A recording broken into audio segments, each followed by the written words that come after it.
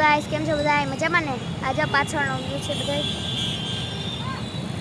આ મમ્મી છે, હમણાં ગુલાબી સાડીવાળો વિડીયો બનાવેલો છે.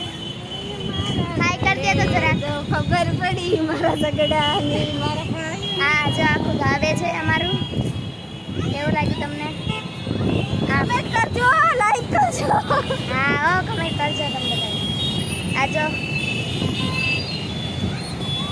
આમાં પીઆરટી બસ સ્ટેન્ડ છે, બસ નો મળે તો અહીંયા આવજો. હા, આ મારી મમ્મી કહે છે.